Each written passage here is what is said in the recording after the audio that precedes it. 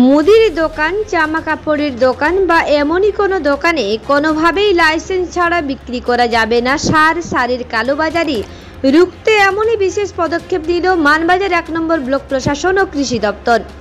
শুক্রবার মানবাজার 1 নম্বর ব্লক অফিসে মানবাজার এলাকার ছোট বড় সব ধরনের সার ব্যবসায়ী ও সমবায় কৃষি উন্নয়ন সমিতির ম্যানেজারদের ডেকে সতর্ক করেন মানবাজার 1 নম্বর ব্লক সমষ্টি উন্নয়ন আধিকারিক দেবাশিস দোর ও মানবাজার 1 নম্বর ব্লক সহ কৃষি অধিকর্তা অর্ক রায় চৌধুরী।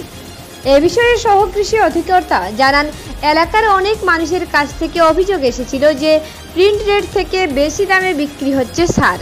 তাই এলাকার সকল ব্যবসায়ী ডিলারদের ডেকে সতর্ক করা হলো এবং পরবর্তীকালে কোনো বেনিয়মের অভিযোগ দেখলে সকুজ এবং অভিযোগ গুরুতর প্রমাণিত হলে লাইসেন্স সিজ করার মতো কঠোর পদক্ষেপ নেওয়ার কথা বলেন কৃষি আধিকারিক।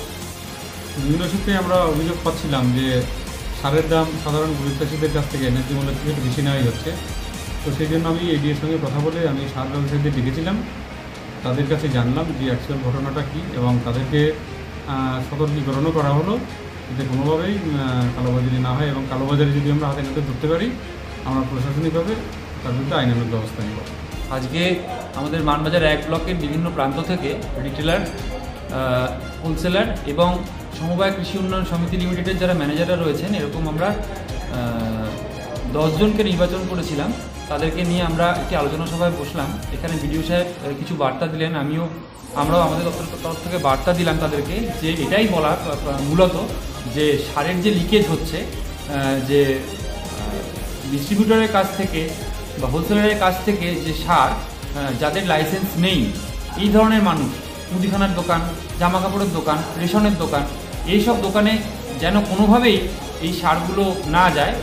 জালিয়াতিটা বা তোরা কী বলে কালোবাজারিটা কিন্তু এনারাই বেশি করছেন, যেহেতু ওনাদের কোনো লাইসেন্স নেই, যে কারণে আইনটা এনাদের ক্ষেত্রে প্রযোজ্য হচ্ছে না। তার ফলে ওনারা কিন্তু এই যে অসামাজিক কাজকর্মগুলো কিন্তু ওনারা করতে পারছেন, যার ফলে যারা সঠিকভাবে লাইসেন্স নিয়ে ব্যবসা করছেন তাদের উপরেও কিন্তু কোপটা পড়ছে।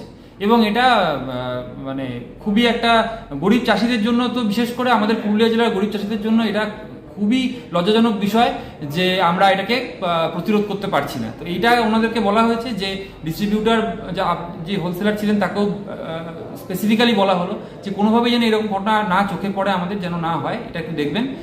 এরকম যদি জালিয়াতি ধরা পড়ে তাহলে আমাদের আগামী দিনে প্রথমত তাদেরকে এরকম ধরনের ঘটনা ঘটলেই সেক্ষেত্রে আমাদের সেখানে পৌঁছানো এবং সেখানে যে তার বিরুদ্ধে যে ব্যবস্থা, যেমন শোকজ করা, ইনস্ট্যান্টলি শোকজ করা, এবং যদি আরো গুরুতর আমরা এরকম প্রমাণ পাই তাহলে সেক্ষেত্রে তার লাইসেন্স সিজ করে দেওয়ার বিষয়টা আমাদের মাথায় থাকবে।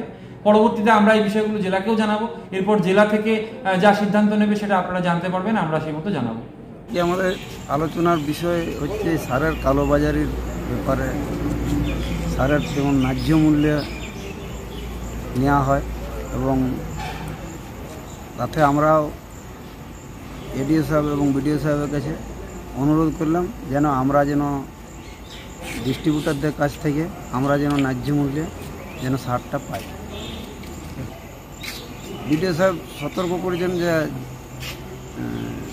সারের যেন কোনো মতেই বাড়তি দাম, এমআরপির চেয়ে বাড়তি দাম নেওয়া না যায়।